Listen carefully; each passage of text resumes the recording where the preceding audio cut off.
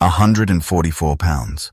That was Clarkson's profit in year one of farming, on land he'd just paid £6 million for. Everyone laughed. That land is now valued at £45 million. This isn't a story about a TV presenter who got lucky. It's a story about a man who understood land, tax, and storytelling before the rest of British agriculture caught up. Start with the purchase. The timing alone should stop you. October 2008. The global financial system is collapsing. Banks failing. Every sensible person with money is either selling assets or sitting on cash. Clarkson did neither. While Lehman Brothers was still cooling, he quietly bought 1,000 acres of Oxfordshire farmland for £6 million. No press release, no cameras, just a purchase and a farm manager, Caleb Cooper, already working that land, with no idea what he was about to become part of. The land wasn't special. Good Cotswold farmland, nothing exceptional.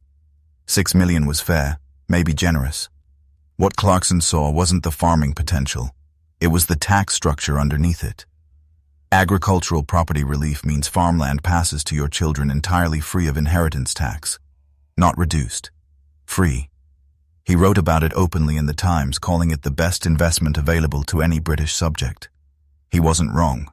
That £6 million purchase is now valued at over $12 million in land alone, before a single business built on top of it gets counted. He doubled his money just by holding it. But the land was only the foundation. When Amazon commissioned Clarkson's farm, the agricultural establishment was politely unimpressed. A presenter fumbling through harvests for people who'd never seen a combine. Fine. Probably wouldn't survive Series 1. Nobody understood the mechanism yet. A show watched by millions across dozens of countries is an advertisement for your farm that costs nothing to make and that people choose to watch. Every tractor breakdown became content. Every council refusal became a storyline. The farm wasn't the business. The farm was the film set. Amazon was paying the rent. Clarkson's farm became Prime Video's most watched UK original series. Every expensive failure on the farming side generated multiples of that loss back on television. The failure was the product. The most counterintuitive business model in British broadcasting, and it's worked with total consistency. Then the visitors arrived. Not modest numbers. Numbers that needed police to manage traffic queues on country lanes that hadn't seen that kind of disruption since the war. The farm shop began as a shed with potatoes in it. Literally. A hand-painted sign, and within weeks of the first series airing, a queue longer than anyone planned for. By every retail logic, it shouldn't have worked. Premium pricing. A deliberately limited range, sourced within 16 miles. A council-imposed condition Clarkson's partner Lisa Hogan later admitted was the best thing that happened to them, because it forced them to find suppliers they'd never have found otherwise. Erratic hours. Bad parking. Within a year, the business went from £44,000 in assets to over £1.3 million. People weren't queuing for honey. They were queuing to participate in something they'd watched on their screens. Honey at twice the Waitrose price is a reasonable cost for that feeling, and the queues prove it every week. The council kept saying no, refused the car park, shut the restaurant with enforcement notices, cited the area of outstanding natural beauty, cited commercial impact. What they didn't understand, until too late, was that every refusal became an episode. Every enforcement notice became a plot point. The council thought they had leverage. They actually had a recurring, unpaid role as co-writers on a series getting more famous with every objection they raised. Then came the brewery. This is where it stops being one lucky farm and starts being a serious business. Celebrity drinks brands follow a playbook. License the name, let an existing company do the work, collect a cut. Hawkstone didn't follow it. Clarkson built an actual brewery, actual equipment, actual brewers, actual supply chains. Barley comes from his farm and neighbouring Oxfordshire and Gloucestershire farms. Farmers with a guaranteed buyer at a fair price instead of whatever the commodity markets offer. By 2025, Hawkstone posted sales over £21 million, nearly tripling year on year, 134% growth, the 23rd fastest growing private company in Britain. Stocked in Waitrose, Sainsbury's, Morrison's, over 2,000 pubs.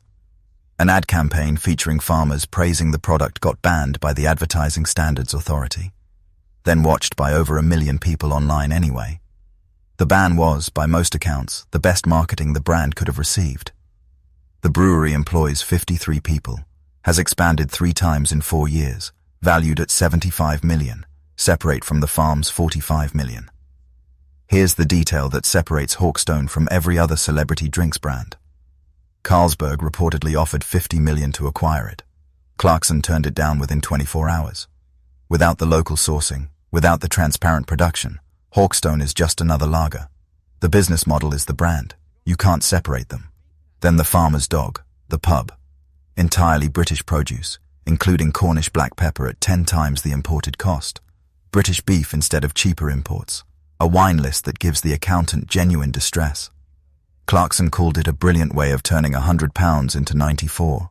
It employs 146 people. Loses money on food, almost deliberately, recovers all of it on Hawkstone, where he keeps every penny of margin. What looks like eccentricity is actually a loss leader with a genuinely good plan behind it. The pub showcases British farming, provides filming locations, and sells beer at full margin to people who came for the steak. Through all of this, there's Caleb Cooper, already working that land in 2008, before Clarkson bought it, before any of this existed. His assets today reportedly approach £1 million. Agricultural wages to touring performer, local knowledge to a public profile rivaling established presenters. What makes his rise interesting isn't just luck. It's what it reveals about how Clarkson operates. He didn't polish Caleb, didn't make him more telegenic. He pointed a camera at what was already real and trusted the audience to notice the difference. They did. That's the entire model, applied to the farm, the shop, the brewery, the pub. Find the authentic thing. Don't polish it. Trust the audience. The planning battles never stopped. Temporary permissions carry built-in expiry, creating perpetual uncertainty and perpetual content. The council believes it holds leverage. It actually holds a recurring role in a series watched worldwide. The brewery, the real engine underneath all of this, sits on separate land, under separate planning permission, generating revenue with zero dependence on whether the council approves a car park. Back to 2008, £6 million, 1,000 acres. Friends who thought he'd lost his mind. Nobody could see yet that the farm was never really a farm. It was a platform. The show made the shop viable. The shop built the brand. The brand launched the brewery. The brewery funded the pub. The pub generated more content. The content drove more visitors. The visitors bought more beer. It isn't a farm. It's a flywheel. And £144 of profit in year 1 was the moment that flywheel started turning. He was sacked by the BBC over an incident with a cold steak and a producer. At the time, it looked like career suicide. In the space that cleared, he built land worth 45 million, a brewery worth 75 million, a farm shop turning over more than £1 million a year, and a pub employing 146 people where jobs aren't always easy to find. What Clarkson proved, in mud and chaos and £144 of first-year profit, is something the English countryside has always known and the cities keep forgetting. Land endures. Honesty sells. A story told well is worth more than any advertising budget. So here's the real question. Did Clarkson get lucky, stumbling into a hit show that happened to make his farm famous? Or did he understand something in 2008 about land, tax, and authenticity that the rest of British agriculture is only now catching up with? Tell us your answer in the comments. And if you've ever queued at Diddley Squat, tell us, was the honey worth it?